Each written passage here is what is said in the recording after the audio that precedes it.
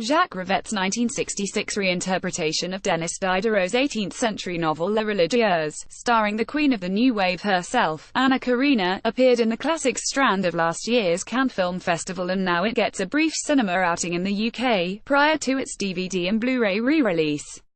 The ordeal of a pure young woman, as Rivette conceives it, has an eerie theatricality and mystery, as it dramatizes the nature of freedom.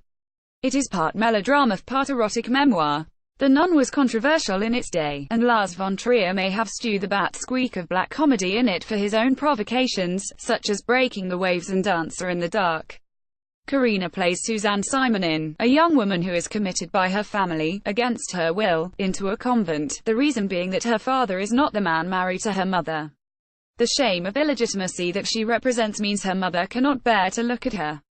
Suzanne endures this injustice in a state of shock, and her residual faith that God will deliver her from this imprisonment is futile. It is precisely the business of faith that is keeping her locked up and dependent on men outside the convent.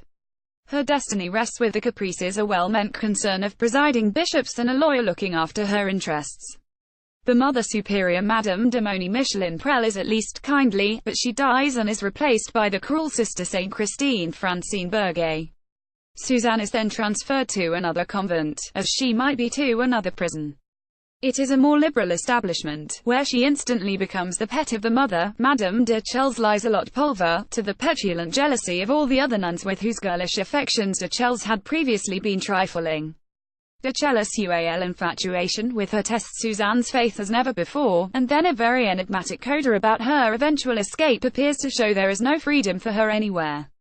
The vast majority of the movie is shot indoors, in gloomy cloistered walkways, cells, chapels, where, in one rather beguiling scene, a cat strays across the floor while a service is in progress. The rare exterior locations give this film a look of something pastoral.